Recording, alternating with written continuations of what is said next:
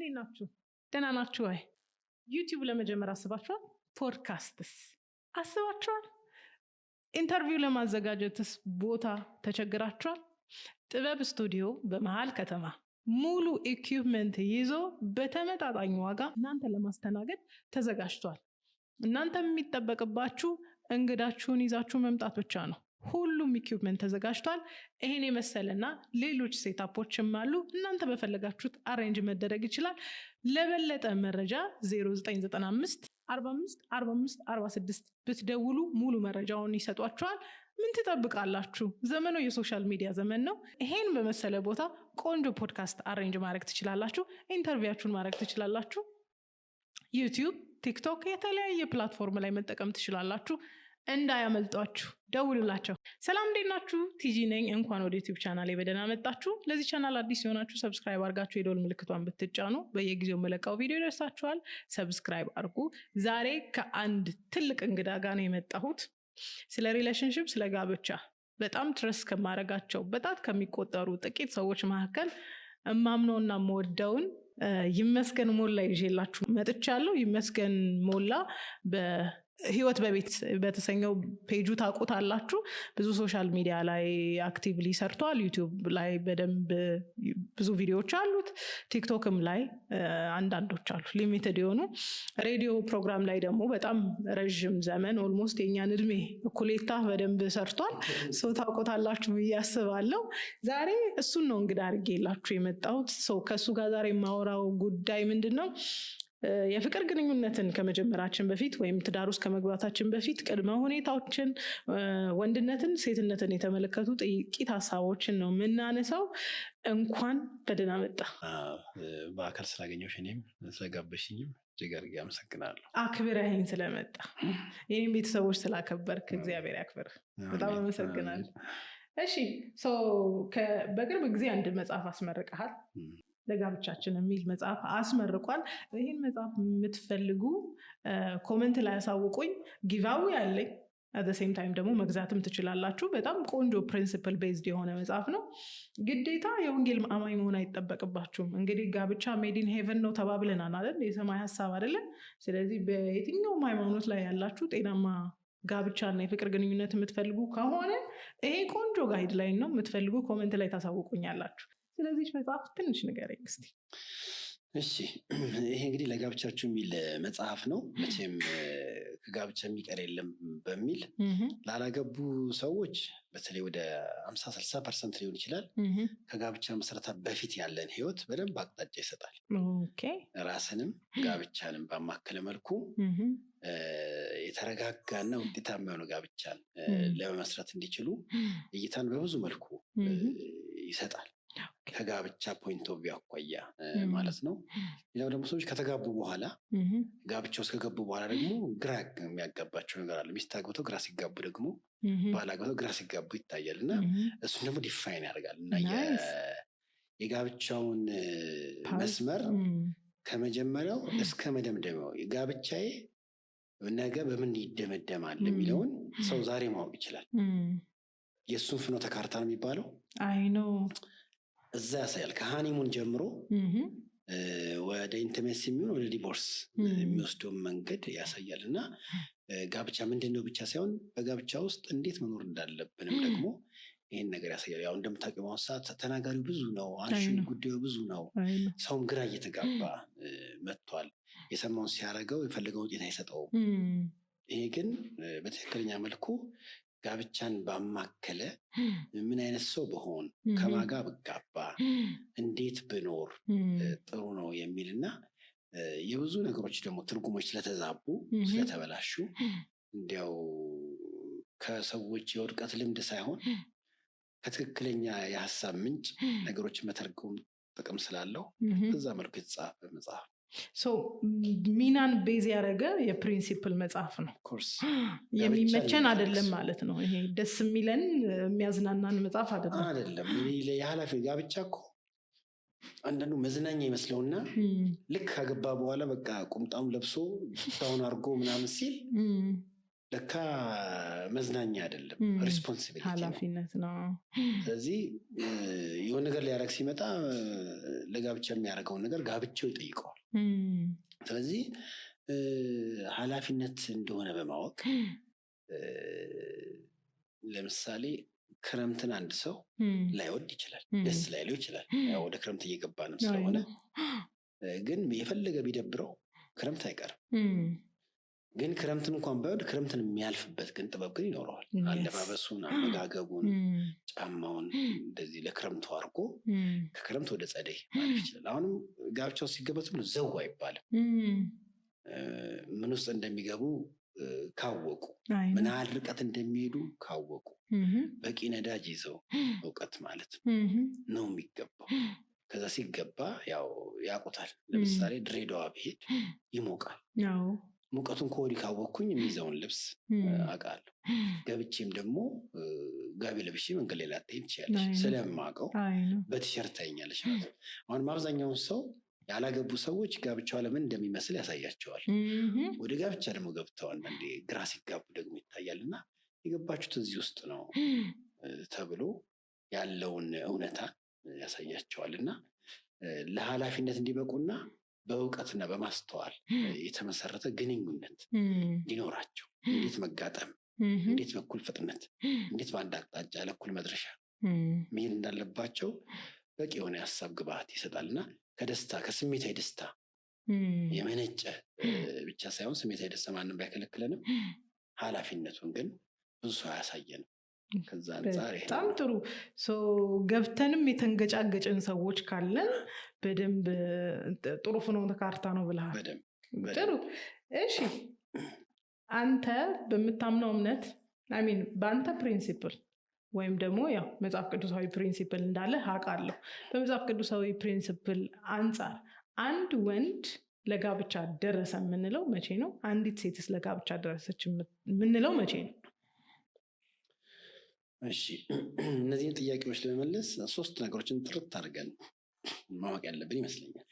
ከዛ ለጋብቻ የበቃ ወንድና ሴትን ደግሞ ጠቆም አደርጋለሁ ማለት ነው። አንዲት ሴትም ግራ እንዳትጋባ መብቃቱን እንድታውቅ፣ ወንዱም ግራ መብቃቷን እንዲያውቅ ማለት ነው። በመጀመሪያ ደረጃ ጋብቻ ምንድን ነው የሚለውን ትርጉምና ምንነቱን አስቀድሞ ማወቅ የመጀመሪያ ነገር ነው። ብዙዎቻችን ጋብቻ እንለዋለን እንጂ የእያንዳንዳችን የውስጥ ትርጉም ይለያያል። ጋብቻ ምን መሆኑን በትክክል ዲፋይን መደረግ መቻል አለበት።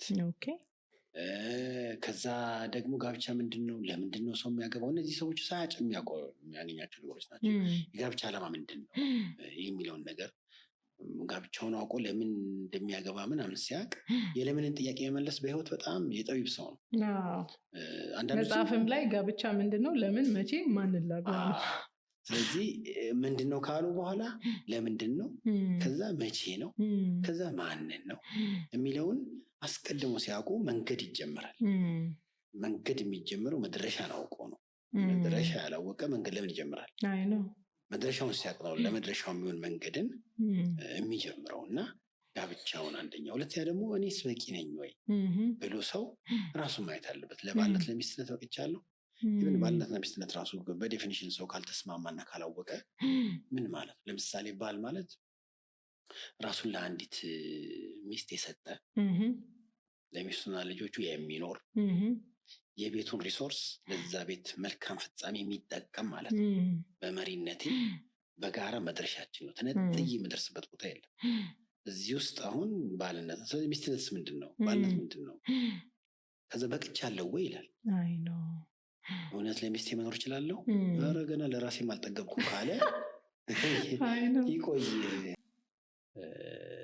ምክንያቱም ጋብቻ ውስጥ ያውን አለሁኝ፣ ሚስቴ ያውን እዚህ ነው ያለሁት፣ ግን ሚስቴ ምስጢራዊ በሆነ መንገድ እኔ ውስጥ አለች። የዚያት ነው የምዞረው እሷም ጋር ልክ እንደዛው። እና ይህን መብቃቱን ያህል ማለት ነው። ስለዚህ ጋብቻን አውቋል፣ ራሱ ብቁ ነኝ ይላል። ከዛ ደግሞ ማንን ነው ማግባት ያለብኝ ተብሎ ያን ነገር ማወቅ አለበት። ለጋብቻ ከምትሆን ሚስት ጋር እና ከሚሆን ጋር በሱ መስመር ብገባ ህይወቴ ትርጉም ያለው ነገር ያገኛሉ ተባብለው ሁለቱም መምረጥ ሀብታቸው፣ የሁለቱም ምርጫ ነው። እሷ እንደ ባል አይተው እሱ እንደሚስታይቱ ይህንን ካወቀ በኋላ እንግዲህ ለዚህ ጋብቻ የበቃ ወንድና የበቃች ሴት ማሳወቂያው መለኪያው ሳይሆን የበቃ በምን ይታወቃል? በጣም ብዙ ሰዎች ወደ ጋብቻ መግባት ሲያስቡ ኮንዲሽን ነው የሚያስቀምጡት። ስመረቅ አገባለሁ፣ 30 ሲሆነኝ አገባለሁ፣ ስራ ስገባ ነው። እነዚህ ኮንዲሽኖች ናቸው። የተመረቀ ማን ነው ጥሩ ባል ይሆናል ያለው? 30 ዓመት የሆነ ወንድ የብቁ ባልነት ማረጋገጫ ማን ነው የሚሰጠው? ስለዚህ ኮንዲሽኖች ናቸው ማለት ነው። ነገር ግን ጋብቻ የሚፈልገው ኳሊፊኬሽን ነው። አር ዩ ኳሊፋይድ ቱ ቢ ኤ ጉድ ሃዝባንድ ኦር ዋይፍ? ሲያገባ ባልኩን ብቁ ነኝ፣ ለባልነት በቅቻለሁ፣ ለሚስትነት በቅቻለሁ ወይ የሚል ሀሳብ ነው። እንግዲህ ለባልነት ሲበቃ አንድ ወንድ ቢያንስ በሁለት አቅጣጫ ባየው፣ በመጀመሪያ ደረጃ ከአባቱ እጅ ተላቆ ራሱን የህይወት መስመር ማወቅ አለበት። ለምን እንደሚኖር፣ ይህ ነገ ህይወቱ ምን እንደሚመስል በሙያውም ይሁን ከፈለገ ወደፊት መስመር ይሄ ነው ብሎ ማወቅ መቻል አለበት። ራሱን የማያውቅ ወንድ የእሱ የሆነችን ሴት ሊያውቅ አይችልም። በምን ያውቃታል? መለኪያውም ምንድን ነው? ከእሱ ጋር የምትጋጠመው በምን ያውቃል? እንዲያውም ምርጫ እኮ ቀለል የሚያደርግልን ራስን ዲፋይን ማድረግ ነው። አብዛኛው ወንድ ራሱን ዲፋይን አላደረግም። የሚገርመው የህይወት ዓላማና መስመሩን ያለየ ወንድን ያገባች ሴት በቃ የመከራ ህይወት እና መስመር የለው የሚደርስበትን አቅም። ስለዚህ ምን እያደረገ እንደሆነ ማያውቅ ከሆነ ምን እያደረገች ትምጣ? አይ ነው ለእሷም ጋይድ ማድረግ አይችልም። ከዛ በኋላ እሷም የራሷን ህይወት ትጀምራለች ማለት ነው። እና ለጋብቻ የበቃውን መጀመሪያ ደረጃ የህይወት መስመሩን ያገኘ፣ በዚህ ምድር ስኖር ትርጉም የሚሰጠኝ ነገር ይሄ ነው፣ እንደዚህ እያረኩኝ መኖር ነው ሲል ለዛ የምትሆኑ መምረጥ ይችላል። አንደኛ እሱ ነው። ስለዚህ የመጀመሪያው የህይወት መስመር ነው። ሁለተኛ ደግሞ ዲሲፕሊን መሆን አለበት፣ የስርዓት ሰው መሆን አለበት። አንድ ወንድ ስርዓት ያለው መሆን መቻል አለበት። ራሱን በአግባቡና በስርዓት የማይመራ፣ ራሱን ጠብቆ የማይሄድ፣ ለስራው፣ ለአለባበሱ፣ ለአመጋገቡ፣ ለአኗኗሩ ስርዓት የሌለው ወንድ እንዴት ሊመረጥ ይችላል? ከባድ ነው። ሊመረጥም አይችልም። የሆነ ትንሽ ፓምፐር የማድረግ ቴንደንሲ ያለን እኛ። ምንም እንትን ያልሆነን ሰው፣ ኦርጋናይዝድ ያልሆነ ዲሲፕሊን ያልሆነን ሰው የመሰብሰብም ባህሪ ያለን። የመሬት ሰው ካልሆነ አብዛኛው ሰው የስሜት ሰው ነው። ኢሞሽናል እውነት ነው፣ ፕሪንስፕል አይደለም። አንዳንዱ ወንድማ ዝርግፍ ያለ ነው፣ አኗኗሩ ምናምን ስርዓት የለም። ግን እኔ ሳገኝ፣ ስሰራ፣ ቀጠሮ ሳገኝ፣ እምነቴ ቦታ፣ ቢሮዬ፣ አለባበሴ፣ አመጋገቤ ገብቶሻል? እንዴት ስምር ያለ ወንድ በጣም ጥሩ ነው። እሱማ ዊን ነው እና ያን ጊዜ ዋስትና ሰጪ ይሆናል። እንደዚህ አይነት መሆኑን እርግጠኛ ሆና መግባት ስላለባት አንድ ወንድ ፕሪንስፕል ካልሆነ ለጋብቻ ብቁም አይደለም። እንዴት ይመራል? በመርህ ራሱን ያልጠበቀ ቤቱን ይጠብቃል? በፍጹም ሊጠብቅ አይችልም። ለራሱ ብትን ብሎ ዝርክርክ ብሎ የሚኖር ሰው ለባህሪውም፣ ለአኗኗሩም፣ ለስርዓቱም እንዴት ይሆናል? ስለዚህ የመርህ ሰው መሆን አለበት፣ የስርዓት ሰው መሆን መቻል። እነዚህ ነገሮች ናቸው። ውጭ አቋም አይደለም። ማማርና መዋብ፣ ብቁ መሆን ምንም ችግር እኮ የለም። አስፈላጊ ደስም ይላል፣ ግን አያዘልቁ።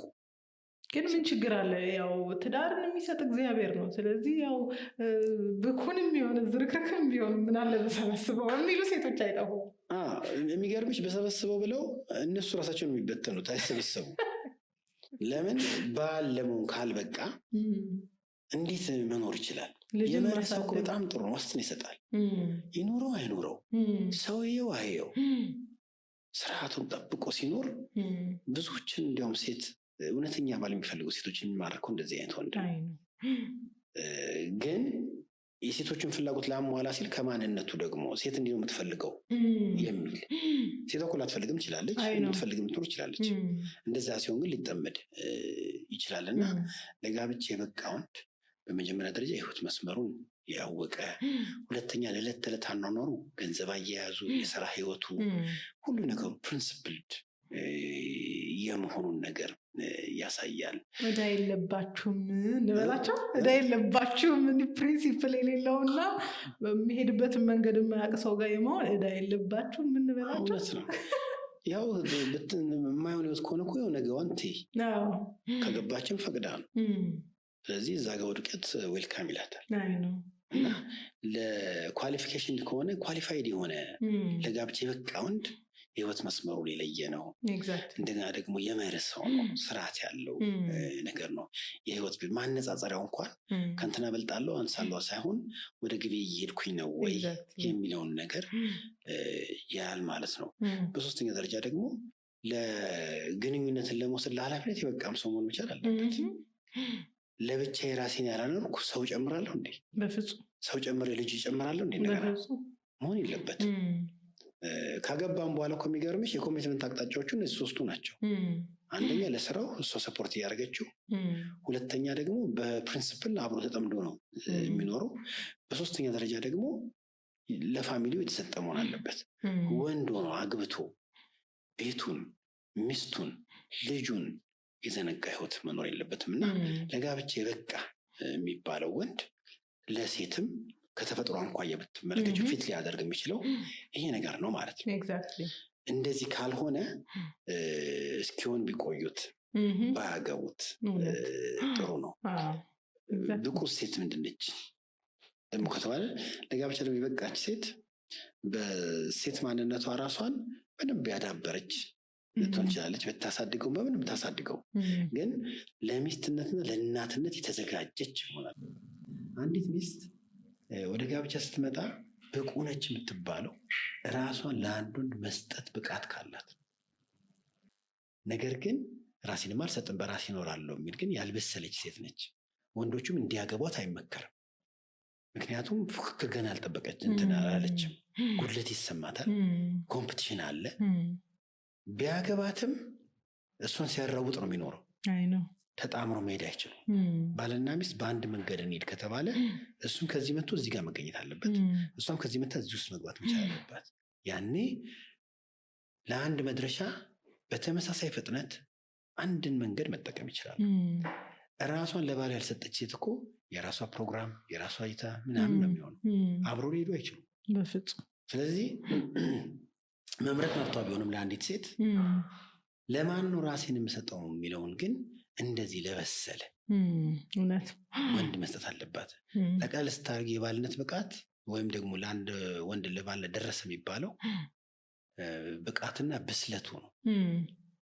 አሁን እኮ ብዙዎቹ ሚስቶችም ሴቶችም እሪ የሚሉት የሚያቀርቡት ወንዱ አልበስላለ ብለው። ብስለቱን የሚያሳየው በምንድን ነው? ሪሌሽንሽፑን የሚይዝበት አያያዝ። ለግል ስሜትና ፍላጎቱ የሚኖር ወንድ ያልበሰለ ወንድ በፍቅር ስም ሴትን ሊበድል ይችላል። ከፈቀራት ግን አይበድላትም። ለጊዜያዊ ስሜቱ ብሎ ህይወቷንም አያሰናክለው። ስለዚህ እነዚህን ነገሮች ማወቅ፣ እነዚህን ነገሮችን ማየትና ማስተዋል አንድን ወንድና አንድ ሴት ለጋብቻ በቅተዋል እንዲሉ ያደርጋቸው። አሁን እንግዲህ የዘመንኛው ዓለም ሁሉ ነገር እኩልነት ላይ ነው ያለው እና ሪሌሽንሺፕ እና ትዳርን በእኩልነት ፕሪንሲፕል ማስኬድ ይቻላል ወይ? በሚና አንጻር፣ በምንሆኑ ነገር፣ በኃላፊነት አንጻር እኩልነትንና ትክክለኛውን ሪሌሽንሺፕ እና ትዳር ማስኬድ እንችላለን? አንችልም። ቁርጥ ያለ ነው። ኤክሰፕሽናል የለውም። ቁርጥ ያለ ነው። ቁርጥ ያለ ነው። የባል ጥፋት እኮ ባል አለመሆኑ ነው። የሚስትም ጥፋት ሚስት አለመሆኗ ነው። ባል እንኳን ብትሆን እያጠፋች ይባላል እኮ if you are in the wrong place your right place is empty ይባላል። ሰው ስፍራውን ከለቀቀ የሌላን ሰው ስፍራ ነው የሚያጣበበው። ሌላም ሰው አፈናቅሏል ማለት ነው። የሚገርምሽ እኩልነት የሚለው ሀሳብ ስትሰሚው እንደ ፌር የሆነ ሀሳብ ይመስላል። ግን እኩል ምን ማለት ነው? ወንድና ሴት እኩል ናቸው? አሁን ይበልጣልም ናቸው አይደሉም ታዩ። ግን አንዳንድ ሰው ወንድና ሴት እኩል ናቸው ሲባል አዎ እኩል ናቸው ይላል። መልስ መስጠት የለበትም። በምን ነው መባል ያለበት? አንድ ወዳጅ ከዚህ በፊት አንድ እንትን ላይ ሲያቀርብ ምሳሌ አንድ ምሳሌ ሰጣቸው። ከአንድና ከመቶ የትኛው ይበልጣል? በድፍኑ ስታየው 100 ነው። ግን በብር ከሆነ 100 ይበልጣል። በሩጫ ደረጃ እስከሆነ አይ ነው መቶኛን የሚያየውም የለም። አሁንም በምን ስለዚህ ለምሳሌ ሚስቴ በሴትነቷ መውለድ ትችላለች። ሴት ስለወለደች ነው። ያ መብለጥ ነው? የብልጫ ማስተያ እኮ አይደለም። ልዩነቱ የብልጫ ማስተያ ሆኗል። እኩልነትን ስናወራ ልዩነትን ስተነዋል። ልዩነትን ስላልተቀበልን ቤታችን ብዙ ነገር ጎሎታል። ከሁለቱም በየተራ አንድ ነገር ነው የሚያገኘው። ስለዚህ ልዩነትን አለማክበር ለፍቺ፣ በጋብቻም በህይወትም ላለመርካት፣ ለብዙ ችግሮች ምክንያት ነው። ስለዚህ ወደ ጋብቻ ሲገባ እሱ ለባልነት ብቁ ነው፣ ለሚስትነት ብቁ ናት እንደተባለ ሁሉ የባል ሚስት የሚባሉ ድርጊትና ተግባሮች አሉ፣ ለቤት ለልጅ የሚደረጉ። ለምሳሌ እናትም በእናትነቱ ለልጅ የምታደርገው ነገር እንዳለ ሁሉ አባትም ለአባት ያደርጋል። ግን የሁለቱም ትኩረት ልጃቸው ቢሆንም የሚያደርጉን ነገር ግን የተለያየ ነገር ነው። የልጅን እድገት ሙሉ ለማድረግ ማለት ነው። ስለዚህ በጋብቻ መካከል እኩል ናቸው ምናምን በሚል በየተራ የሚደረግም ነገር የለም። ስርዓት አለው ቤቱ። ያንን በማወቅ ካላደረጉ በጣም ችግር ነው። ለምሳሌ ወደ ባል ሲመጣ ባልነት የሚገልጹ ነገሮችን ለማድረግ ስፍራውን ጠብቆ መኖር አለበት። ያንንም ደግሞ ለማድረግ ራሱን ማትጋት ማብሰል አለበት እንጂ ስፍራውን ለቆ ሚስቱ ጋር አይመጣም። ሚስቱ ጋር ሊተጋም አይገባም። ሚስቱን ግን እንደ ሚስት እንድትሆን ሊያግዝ ይችላል። ልክ እሷ ለባልነት እሱን እንደምታግዘው እና በጣም የተለያዩ ነገሮች ናቸው። በቤት የዕለት ተዕለት እንኳን ኃላፊነቶቻችን ዙሪያ ላይ የተለያዩ ናቸው። እኔ ማላተኩርበት የሚስቴ የዕለት ተዕለት ትኩረት ነው።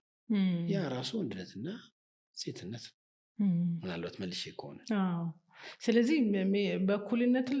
እኩልነትን የሚያስብ ሰው ለጋብቻም ለሪሌሽንሽፕም ሬዲ አይደለም። እኩልነትን እያሰበ አንዳንድ አላየሽም ቪዲዮዎች ላይ እኔ ነግሬዋለሁ ሳላገባው በየተራ ነው የምናደርገው፣ እኩል ሰርተ ነው የምንመጣው። ዛሬ አንተ እንዲህ ታደርጋለህ፣ ነገ እንዲህ ታደርጋለሽ።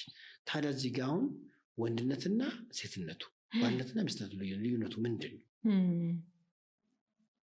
እንደዛ መተርጎምና መታሰብ። ባል እስከሆንክ ጊዜ ድረስ በየቀን እናርግ ነው። ሚስት እስከሆንሽ ድረስ በየቀን እናርግ። እኩል ነን ተብሎ ተግባርን ማጥፋት እንዲያውም ማግባት የለባቸውም። እኔ የምፈልገው ሚስት ነው። ስለዚህ ሳገባም የመረጥኩትም ሚስት ነው። ሚስቴስ የምትፈልገው ባል ነው። ተግባራችንም ይለያያል። ስለዚህ እኩል ነን ተብሎ አንዳንዱ ጊዜውን፣ ገንዘቡን፣ የቤት ኃላፊነትን ኢቭን የልጅ ለምሳሌ አንድ ወይ ወዳጆች የምወዳቸው ወዳጆች ስለሆነ ማለት ሰውም ችግር የለውም። በጣም ይዋደዳሉ። ልጅ ወለዱ ተጋብተው። ከዛ እኩልነት አለም ልጅን በእኩልነት ነው የምናሳድገው ምናምን ብለው ሌሊት እስከ 8 ሰዓት ቢነሳ ምንም ቢል እኔ ኃላፊነቱን ወስዳለሁ አለችው።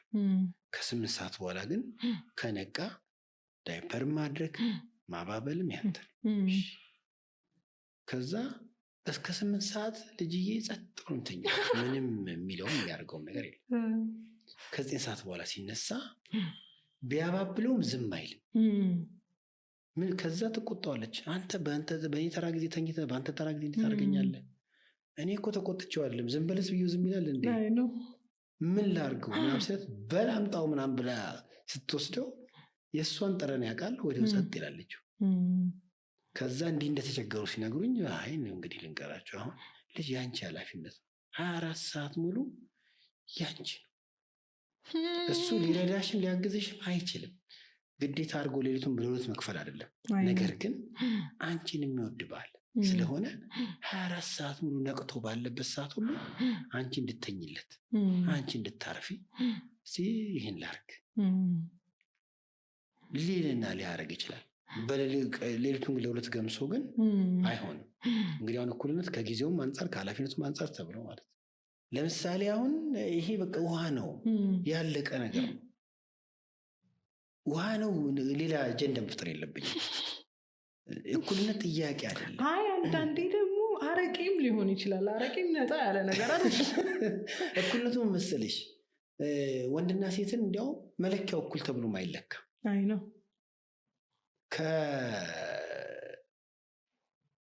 ከምን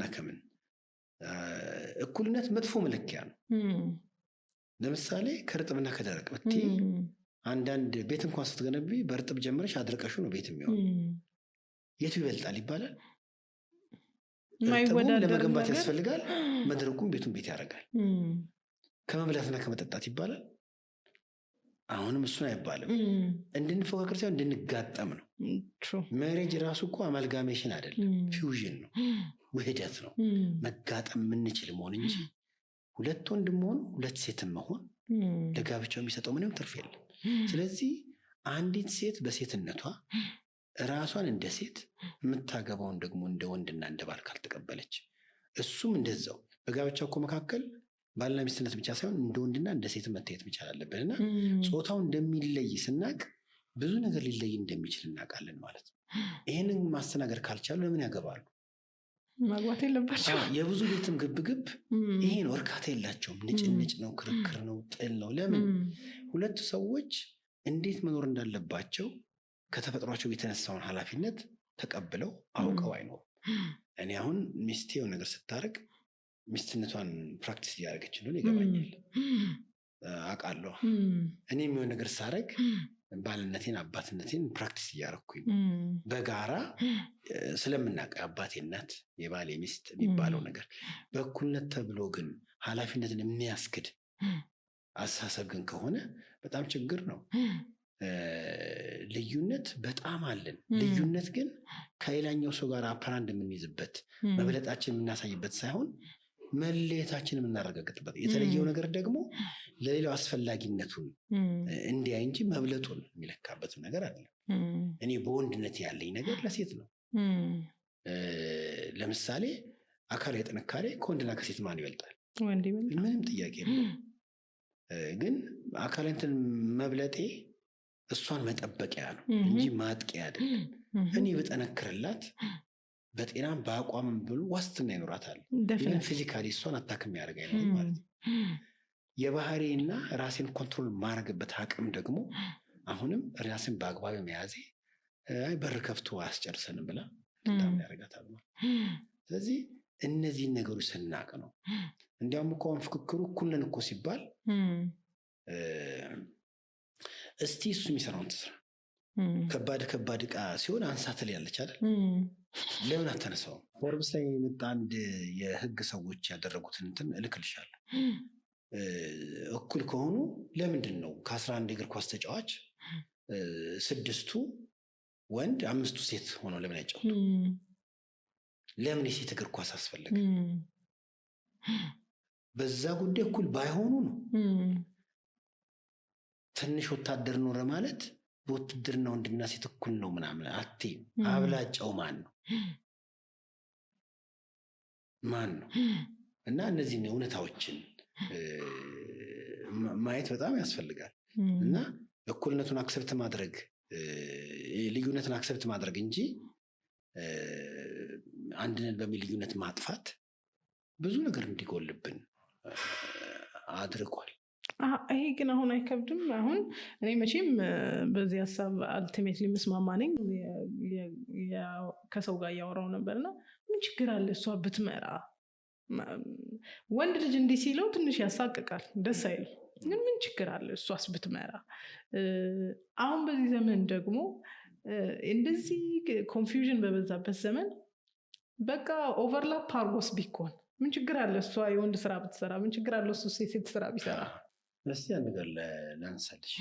አሁን እንደዚህ አይነት ጥያቄ እሷ እንዲህ ብታደርግ እሱ እንጂ ቢያደርግ፣ እኔ ለምሳሌ ሚስቴ ጥሩ ገቢ አለኝ ሚስት ነች የምትለው በዶላር ነው የሚከፈለኝ፣ ባሌ ቁጭ ብሎ ልጅ ቢያሳድግ የሚል ጥያቄ ሴት አውቃለሁ። ዓለም ነው የሚደፈንበት። ወንድ ልጅን ከስራ ነጠለሽው ባያተርፍም መልፋቱ ራሱ ከራሱ ጋር ያስታርቀዋል። ሁለት ልጅ አሳድግ ብለሽ ብትሰጪው አንዱን ሲይዝ አንዱ አምልጦታል። ሴት ግን በአይኔቸር አራቱንም ነገር እኩል መያዝ ትችላለች። ቤት ውስጥ በምታረጋቸው ነገሮች ብትመለከች እና እንደዚህ አይነት ሀሳብ የሚያራግቡት የእኛ ወላጆች የቀደሙቱ እንደተበደሉ እያሰቡ ነው አይደል? ቴጂኔ ልንገርሽ 100% ውሸት ወደ ትውልድ ነኝ ከዚህኛው ትውልድ ይልቅ በጨዋነት የትኛው ይበልጣል? ከዚህኛው ትውልድ ይልቅ ያለ እናትና ያለ አባት የሚያድገው ልጅ የትኛው ይበዛል? አሁን እሺ፣ እንደገና ደግሞ ምንም ይሁን ምን ፍላጎታቸው ጥቂት ሆኖ በምንም ሁኔታ ሳክሪፊሻሊ ቤታቸውን አጽንተው ፍሬያማ ልጅ በማምጣት የትኛው ጊዜ ይበልጣል? የቀደሙቱ እኔ ይኸውልሽ የኔም የእናትና አባት ቤት ትራዲሽናል ሜሬጅ ነው። እናቴ ነች ያሳደገች። አባቴ ለቤቱ የሚያስፈልገው ነገር ያለውን ነገር ማኔጅ አደራረጓ ይገርምሻል። እና እናቴ ፕሮዳክቲቭ ነች። 9ኛችንም ጤናማ ጋብቻ፣ ጤናማ ህይወት ነው ያለን። እናቴ ትላለች ልጆቼን አይቼ አይደለም ሳስባቸው ደስ ይለኛል ትላለች። የእርካታዋ ጊዜ ነው። አሁን የቀደመችዋ ሴት ተበደለች ብለው የአሁኗን ሴት እንዲሁኝ ሲሉ የቀደመችው አላለችም። በደልም ደግሞ ከሆነ አሁን በደል የለም። አሁን ደብል አፕ ተደርጎ በቃ የቀደመው እኮ በደል እኔ አልኩሽ፣ የትኛውም ትውልድ ክፉ መጥፎ ሰው ሊኖር ይችላል። እኔ ያደግኩበት ሰፈር 2 የተወለድኩበትና ያደግኩባቸው ሰፈሮች አሉ። ተመሳሳይ ካልቸር ነው ያለው። አባትየው ውጪ በሆነ ምክንያት የሚበላ ከሆነ በእጁ ስጋ ይዞ ሲመጣ ነው የማውቀው። ሚስቴ ተብላ ብለው እማውቀው። ባሌ የሚመጣበት ሰዓት ከሆነ ባሌ ይመጣል ከቤት አልወጣም ስትል ነው። ምን ጉርቷቸዋል? ልጆች ምንድን ነው ያዩት? እናቴ እኔ ቤት ተቀምጣ የእኔ ቤትና የወላጆች ቤት ብዙም 15 ደቂቃ ድራይቭ እንትን ነው። እኔ ቤት ተቀምጣ እኔ ቤት እኮ ቡና የምትጠጣው እኔ ጋር ነው የተቀመጠችው። ፋዘር የሚገባበት ሰዓት ሲደርስ ልቧ ይቆማል። እኔ ጋር እኮ ነሽ፣ ምን ችግር አለ? በል ዞር በል እና ነስደታለን። የሚገርምሽ እንዳሁኑ አይነት ፍላጎትም ምኞትም የለም። ያለውን እንትን ብለው ለልጅ አብቃቅተው በደል ሊኖር ይችላል፣ ይካካሳሉ። ጥፋት ሊኖር ይችላል፣ ምህረት አለ። ጠንካራ ግንኙነት እኮ ያለው በደልን በማይሰሩ ሰዎች መካከል አለ። ይቅር በሚባባሉ ሰዎች እና ሲከፉ ድካም ሊኖርባቸው ይችላል፣ አለማወቅ ሊኖርባቸው ይችላል። እኔ ግን በክፉ አጀንዳ ሆን ብለው አታክ የሚደራረጉበት ነገር ነው ያላየው። ስለዚህ ዘመናዊዋ ሴት ስታለች ስተላል ስሙ እና መሳቷን አለማወቋ ደግሞ መመለስ እንዳትችል አድርጓታል። አንደኛ ልክ ነኝ ብላ ልኳን ትክክለኛዋን ሴትም ለማሳት ነው የምትፈልገው። እና በተለይ በእኩልነት እንትን ተብሎ እናቴ አንድም ቀን አባቴ ለስታማር ሰምቼ አላውቅም። የእውነቴ ነው። ያን ስታይ ስለ ወንድሞቼም ስለ እህቴም ብቻ ሊነግር ይችላል። የኛ ብቻ ላይ የጓደኞቻችን ቤት ብዙዎቻችን እንደዚህ አይነት ታሪክ ያለን ሰዎች ማየት እንችላለን። ለሀገር የሚጠቅም ለማህበረሰብ የሚጠቅም ለራሱ ቤት በአግባቡ እየኖረ የሚጠቅም ሰው ፕሮዲውስ ማድረግ ችለዋል። አሁን ግን እኩልነት ተብሎ መምጣት ማለት ይሄንን መናድ ነው። ዞሮ በእኩልነት የሚራገቡት ነገሮች ዝም ብሎ እኩልነት አይደለም። አጀንዳ አለው። በጣም ብዙ ነገሮች አሉት። እሱንም የሚያደርጉት ደግሞ በተለይ ያው ከፌሚኒዝም አኳያ ብታዩ አጀማመሩ ብዙ የሚባሉ ነገሮች ቢኖሩም በተለይ ወደ 1960ዎቹ አካባቢ የነበሩት ነገሮችን ያራገቡቱ ይሄ በትንሽ የተማሩ ነገር ግን በቤትና በባህላቸው ደግሞ የተማረሩ ሴቶች ከምሬት የወጣ ችግር ነው። እሱም በሌላ አጀንዳም ነው። የግድ አንዳንዴ ይባላል የወንዱ ድካም የፈጠረው ነው። ኦፍኮርስ ወንድ ጋር ያለ ድካም ሴትን አማሮ ሊሆን ይችላል። ግን ችግሩን መፍታት እንጂ አጸፋዊ ምላሽ የመመለስ ስልጠናን ለሴት መሰልጠን ደግሞ አይገባም። ምን ማለት መሰለሽ፣ ወንዶቹ ጋር የነበሩትም ክፍተት ቢሆንም ሴቶች ተባብረው እንዲፈጥሩ ያደረጋቸው ልክ አንድ ለሕክምና ሆስፒታል ሄደ ሰው ቀዶ ጥገና ቢያስፈልገው ለዛ ሕክምና ቀዶ ጥገና ቢከናወንለት እና በንጽህና ሳይሰሩት ቢያክሙት ለቀዶ ጥገና ካበቃው ህመም በላይ ኢንፌክሽኑ ለሞት አስጊ ይሆናል። ኢንፌክሽን እኮ አልነበረበትም፣ ግን ችግሩን ለማከም የተሄደበት መንገድ በኢንፌክሽን ሰው ብዙ ሲሞት ታያለሽ። ፌሚኒዝምም እንደዛው ነው። እንደ ኢንፌክሽን የሞት ከመጀመሪያው በሽታ ይልቅ በማይድን ነገር ለከፋ ነገር ሲዳርግ ይታያል። በምን ታውቂዋለሽ ካለሽ ትውልዱን ይኸው ዛሬ በእናትና በአባት የሚያድገው ሰው ስንቱ ነው? ኢቭን ከእናትና ከአባቱ ጋር እየኖረ እንደ እናት እንደ አባት አያሳድጉትም። ለምን? እኩል ናቸዋ። እሱ ይወጣል፣ እሷም ትወጣለች። ፕራዮሪቲ የሚባል ነገር የለም። እና የምታየውን ትውልድ ስትመለከችው ክፍተቱ ከየት መጣ? ጥፋቱ ከየት መጣ? አሁንም ይኸውልሽ ልዩነታችንን እንደ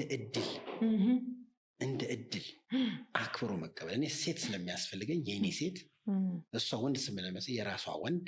ምክንያቱም ወንድ ውስጥ ያለው ነገር ለሴት በጣም ጠቃሚ ነው፣ ሴት ውስጥ ያለው ለወንድ በጣም ጠቃሚ ነው። ብንጋጠም ሙሉ ነገር እንሰጣለን። እኔ አሁን በአካባቢ እኔ አያቶቼን አይቻለሁ። እነሱ አካባቢ የተወሰኑ ችግሮች አይቻለሁ። ግን በቃ ተጨቁነው ተበድለው ብቻ ነው። ሌላ ደህና ስቶሪ ራሱ አይወራም። እኔ ሳወራ ነበረ የሆነ ሰዓት ላይ አያቴ ወንዱ አያቴ በጣም ዘመናዊ ከመሆኑ የተነሳ ክፍለ ሀገር ወጥተው ጥይት ተኩስ ይለማመዱ ነበር።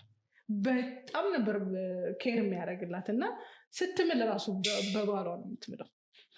you can tell። ግን ከሆነ ዘመን በኋላ የእናንተ ዘመን በኋላ የመጣው ነገር ምንድነው? እኩልነት ነው፣ ዲስትራክሽን ነው፣ ቤተሰብን ማፍረስ ነው እና አሁን ያለበት ደረጃ ደረሰ። ስለዚህ whatever the cases በእኩልነት እያመንን ሚናን እየተውን ወደ ሪሌሽንሺፕ፣ ወደ ትዳር፣ ወደ ግንኙነት መግባት አንችልም ነው። ኦፍ ኮርስ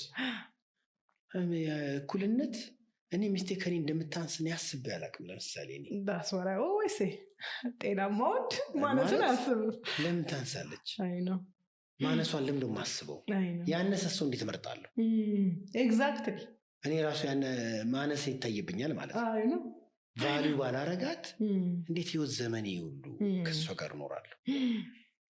ቫልዩ ስለማረጋት ነው። ባለፈው አንድ ሰው ከገባ ስንት ዓመት ነው ናም ሲለኝ 26 ዓመት ነው ያለው ስለው 26ቱን ዓመት ከአንዲት ሴት ጋር ምናምን ነገር እንዴ በጣም ቫልዩ እኮ ማድረግ የማሳያው እኮ ይሄ ነው። እሷም እኮ እበልጣለሁ አንሳለሁ ብላ የምትገባው ህይወቷን እኮ የሰጠችኝ ቫልዩ አርጋኝ ማለት ነው። እና ይሄ የእኩልነት የሚባለው ሀሳብ ሲጀመር የምንጫወትበት ሜዳ መሆን የለበትም። ወንዱም ወንዱን ሴቷም ሴቱን ሲጋጠሙ ትርጉም ያለው ህይወትን መኖር ይችላሉ። ማነስና መብለጥ በፍጹም የወንድና የሴትነት መለኪያ አይደለም። ለምሳሌ በጋብቻና ቤተሰብ እንኳን ኃላፊነት ብታይ በአንድ ምሳሌ ልስጥሽ።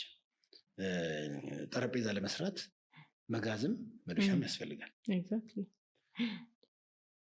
መጋዝም መዶሻም ያስፈልጋል። ስለዚህ መቁረስ ስትፈልጊ ምን ብታረጊ?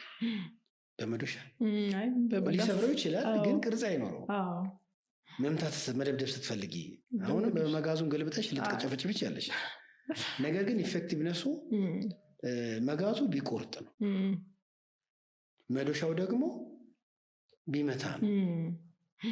ከዛ ሙሉ ጠረጴዛ ይመጣል ማለት ነው። ጋብቻና ቤተሰብም ይብን ማህበረሰብም እንደዛ ነው። አሁን እኮ መቁረጫው ካልደበደብኩ ይላል፣ ቢስማር ማምቻው ደግሞ ካልቆረጥኩ ይላል። ሲቆርጥም በአግባቡ አይቆርጥም፣ ሲደበድብ ቦታቸውና ሚናቸው ሲቀያየሩ ውጤቱ ምን ሊሆን እንደሚችል ስውር አይደለም። ስለዚህ ራሱን ያልተቀበለ ሰው፣ ከራሱ ጋር የተጣላ ሰው ከማንም ጋር በሰላም አይኖርም። ስለዚህ ይሄንን ደግሞ ምንም ያደረግነው ነገር አይደለም፣ ተፈጥረን ያገኘ ነው። እሱን በመቀበል በማሳደግ መስመርን ብንለይ እንደዚህ አይነትን ሰው የሚፈልግ ሌላ ጾታ አለ። እሷን አይነት ሴት የሚፈልግ ወንድ፣ እሱን አይነት ወንድ የሚፈልግ ሴት። ከዛ ስንጋጠመ ትርጉም ያለው መጋጠም። ዊትስ ሴት እኮ የለም፣ ጥሩ ሴት የለም፣ ጥሩ ወንድ የለም የሚባለውን ነገር አንቀበልም ማለት ነው። ለምንድን የሌለው? ላይኖር ይችላል። የተበላሸ ወንድ የተበላሸ ሴት ሊኖር ይችላል። አንዱ የሚያበላሸው ሀሳብ አይደል? አይደል? እንዴት ነው የማይኖረው? እሺ ጥሩ ወንድም ጥሩ ሴትም ከሌለ ከየት መጣ ተብሎ መታሰብ አለበት። እንዲመጣ ደግሞ ወላጅም ኃላፊነት ወስዶ ራሱ ወንድም ሴትም ደግሞ ራሱ ህይወት ላይ ኃላፊነት መውሰድ መቻል አለበት። ጥሩ ወንድ ዝም ብሎ አይሸመጠጥም። እንዴት ጥሩ ወንድ ሰው ይሆናል? ሲያድግ እናትና አባቱን ተከትሎ በግንኙነት ህይወታቸው እናትና አባታቸው የሚያማክሩ ሰዎች አሉ እንዴ? አሁን እንዲያውም የሬዲዮ ፕሮግራሜ የወላጆች ስልጣን በሚል ርዕስ በልጆቻችን የግንኙነት ህይወት ኦቶሪቲ አለን። ያን ኦቶሪቲ ከታች ጀምሮ በህይወትም ባስተማሩ ቀርጸን ወደ ግንኙነት እንኳን ሲገቡ የምናደርጋቸውን ፕራክቲካል ነገሮችን እያነሳሁኝ ነው። ምክንያቱም የተበላሸውን ትውልድ ማዳን የምንችለው ወንድና ሴት ልጆቻችን እንደ ወንድና እንደ ሴት በማሳደግ ኤግዛክትሊ ከዛ ደግሞ አመራረጣቸው ላይ ባንመርጥላቸውም መንገዱን እያሳየን ከትክክለኛው ጋብቻ አጋር ጋር እንዲገናኙ ማድረግ ነው። ስለዚህ ይሄ ምንም ጥያቄ የለው፣ በዚህ መንገድ መኬድ አለበት። ስለዚህ አሁን ሴቷም በራሷ በኩል ከሰራች ወንዱም በራሱ በኩል ከሰራ ጤናማ ወንዶችን ማግኘት ይችላሉ። ጤናማ ሴቶች ይገኛሉ። ጋብቻን ያወቀ ራሱን ለጋብቻ ያበቃ ወንድነትና ቤተሰብነት ስፍራውን ማንነቱን ያውቅ ሌላኛውን ጾታ የሚቀበል አሁን እኮ የራሱን ጾታ ማሳደጉ ሌላኛውን ጾታ እንዳይቀበል እንዳይፈልግ አድርጎታል። አንድ ጊዜ በኛው ሀገር ቲቪ ጣቢያ ላይ ከአንቺ ከሱ ምንም የማትፈልግ ሆነሽ ማግባት ያለብሽ ምናምን ተባብለው ይናገራሉ። እንዴ ከኔ የሚሆን ነገር ካልፈለገች ለምን እንደምታገባኝ? ምን አደርግላታለሁ? ምንም እንኳን አደርግላት። እሱን ደግሞ ከባዱ ነገር እኮ አሁን ፐብሊክሊ ሰው እየወጣ የተቃረነ ሀሳብ በተናገረ ቁጥር ዲሰፕሽን ውስጥ እንገባለን። አይደለም ራሳቸውን እኮ የበሰለ ወንድና የበሰለ ሴት እኮ ራሱን ለማን መስጠት እንዳለበት ያውቃል። ዝም ብሎ መንገደኛ አይወስደውም። እንደ ሱፐር ማርኬት እቃ ብድግ እያደረገ አይወስደውም። ወንዱም ሴቱም ራሱን አቆቁ ከገነባ ኢንቨስት ያደረገበትን ህይወት መንገደኛ አይወስድበትም። ህይወቱን ያከብራላ። ራሱን ለሚሆን ሰው ይሰጣል። 100 ብር እንኳን ለዝም ብሎ ሰው አይሰጥም እንኳን ህይወት። ስለዚህ ህይወትን በጥንቃቄ በስርዓት ራሴን ገንብቻለሁ። ለማን ልስጥ? ማንም የራሱ አይደለም። ወንድ የሴት ሴት የወንድ ነው በጋብቻ የሚሆኑት። ይህም ብዙ ጊዜ ያው ሰው አመጣን እንደሚባል የሚታሰበው ግን ልጋባ ማለት ራሱ ራሴን ልስጥ ማለት ነው። አሁን የጋብቻው ቀውስ ራስን ያለመስጠት ችግር ነው። ኤግዛክትሊ እኔ ካልተቀበለች ራሱን አትሰጠኝም። ወንድ ሴት ብላ ለራሱ የሰጠችው ትርጉም ከኔ እንድትርቅ ሊያረጋት ይችላል። እዚህ ነገሮች በደንብ መታሰብ አለባቸው። አሁን የብዙ ሴቶች ጥያቄ ቅድም እንዳነሳሁት ደካማ ወንድ በዝቷል፣ ወንዱ በጣም ጥቅመኛ ሆነዋል እና ወንዶች በጣም ሰንፈዋል የሚሉ የብዙ ሴቶች ኮምፕሌኖች አሉ። ይሄ ነገር እውነት ነው ብለህ ታስባለህ? እውነትስ ከሆነ ወንዱ እንዴት ነው ማብቃት የምንችለው? ወይስ በወንዱ ቦታ ሴቷን መተካት እንችላለን? አይ በፍጹም አይተካኩም። አሁን እኮ በጋብቻ እንኳን መካከል ቤቱን በአግባቡ አልመራም የምትል ሚስት ምንድን ማድረግ ያለባት? መተካት። ቤቱ ይበተናል። እንዳልበቃ ካወቀች እኮ ስራዋ ማብቃት ነው። ጉድለት እንዳለ ካወቀች ለምን አትሞላም? ለምን ትተካዋለች? አሁንም እኮ ልክ ነው። ችግር ያለባቸው ወንዶችም ሴቶችም አሉ። ለምሳሌ ራሴን አብቅቼ ነገ አግብቼ ኃላፊነት መወስዳቸው እንደዚህ የምትሆንልኝ ሳይሆን የምሆንላቸውን ልጆች የምሆንላችን ሚስት ማለት ሲገባው ሊነጥቅና ሊቀበል የሚያስብ ከተማችን ላይ እንዲሁም ስም አላቸው። እዚህ ማንሳት አያስፈልግም። ራሳቸውን አጽድተው ሴት የሚያጠምዱ ወንዶች አሉ። አለባበሳቸውን አቋማቸውን አስተካክለው እንደ አዳኝ የሚያጠምዱ የታደኑት ሴቶች ናቸው። ሮሮ ሲያስቡ ይታይ። ለምን? በፍላጎታቸውና በምኞታቸው ተመጣጣኝ የሆነ ልክ ይዘውላቸው ይመጣሉ። ለዚህ እኮ ነው ሴት ጠባቂ የሚያስፈልጋት። እውነተኛ ጠባቂ ከሌላት ትበላለች። አይ ለባሏ እኩልን አንተ አትመራኝም የምትል አንዲት ሚስት እርግጠኛው ልንገርሽ ባሏ የምራት እንጂ ሌላ ወንድ እየመራት ነው። ዞር ዞር ከዛ ውጭ ልትሆን አትችልም። ተፈጥሮም ነው የማህበረሰብም ስርዓት ነው። እውነቴን ነው የምልሽ። በአካልም ተገኝቶ ሊሆን ይችላል፣ በሀሳቡም ሊሆን ይችላል። የሚመራት አለ። ይሄ መዘንጋት የለበትም እና ራስን ለጥፋት ስለሚዳርግ ህይወት የሚጀምረው ከጾታ ነው። ሰው ሲወለድ የሚታወቀው ጾታው ነው። ሙያው አይታወቅም፣ ምኑ አይታወቅም። ማንም ግን አይቶ የሚያውቀው ጾታው ነው። በዛ ጾታዊ ማንነት ራስን በማብሰልና በማሳደግ የሚመጥንን ሰው የመምረጥ ነፃነት ለወንዱም ለሴትም አለው። ያን ነገር ማድረግ አለበት። ወደ ግንኙነት ደግሞ ሲመጣ የሴትነት የወንድነት መብት ማክበር ማለት እኔ የሚስቴ መብት አክባሪም አይደለሁ፣ ከሷም ተናጠቄ መብቴን አላስከብር። የህይወት ስርዓቴ ሳክሪፊሻሊ ከሷ ጋር መኖር ነው። ጉድለት እየሞላው ድካምን እየመሸፈንኩ ከሚስቴ ጋር መኖር ነው። ሚስቴም ከኔ መብት ተሟጋች አይደለችም። የሆነ መብቷ ለማስከበር ከኔ ጋር መቧቀስ አይጠበቅባትም። ጉድለትን በመሙላት ነው ከኔ ጋር የምትኖረው እና የወንድ የሴት መብት የሚባል ጋብቻ ውስጥ የሚባልም ነገር የለም። አንዱ የሌላው ከሆነ በቃ እኮ እኔ የሚስቴ ነኝ እና ታዲያ ይርገጣት የሚል ጥያቄ ይመጣል።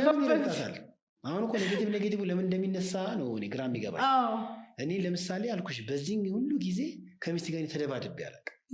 26 ዓመት እንግዲህ ግጭት፣ አለመግባባት፣ የሀሳብ ልዩነት፣ የፕራዮሪቲ ልዩነት፣ የፍላጎት ልዩነት፣ የእውቀት ክፍተት፣ የስሜት መለየት ገጥሞናል። ምን ችግር አለው? እንዴት ይታረቁ፣ ምን እናርግ እያለን በሰራንበት ልክ እነዚህ ነገሮች እየቀነሱ ባናጠፋቸውም የበሰለ ግንኙነት እንዲሆን እናደርጋለን። ከችግር ነፃ ማለት አይደለም፣ ኒውትራል ትሆነ ዲፍረንስን ጠብቀ ማለት። ከዛ በተረፈ እኔ ሚስቴ ምንም ባረጋትና ብታዝንብኝ ጠላት ያትሆንብኝ። አንዳንዴ ወንደር አረጋለሁ ማለት ከባሎቻችሁ ጋር ከጠላት ጋር ነው የምትኖሩት ያስብላል አነጋገራቸው። ለምን አገባሽው ያልኩት አለ እንደ የሴጣን ስዕል ተስሎ የክፋት ማስተያ ተደርጎ እድሜ ልክ ተብሎ ታዲያ ለምንድን ነው አይደለም ማለት ነው። you have given your free will ፍቃድሽን ሰጥተሽ አግብተሻል። እንደዚህ በጣም ከሰጠነ ሰውየው ወይ ስቶሪው ተጋኗል ወይም ደግሞ there's something going on እና ቾይስም አለን እኮ ምንም ጥያቄ የለውም። ስለዚህ ለወሬ ጉዳትን መናገር ነው፣ በተግባር ግን ህይወትን መኖር እንደዚህ መሆን የለበትም። ስለዚህ እንደበሰለ ሰው እንደሚያስተውል ሰው ራስን በአግባቡ በመያዝ ከሚሆንም ሰው ጋር ደግሞ ስንገናኝ በግንኙነቱ ስርዓት ሰው መኖር መቻል አለበት ማለት ነው። ስለዚህ ወደ ተፈጥሯችን ወደ ኦሪጂናችን እና ወደ ዋናው ትዳርና ሪሌሽንሽፕ ወደ ተሰራበት ዓላማ ከሄድን ይሄ ሁሉ ኪዮስ አይፈጠርም። ቀላል ነው።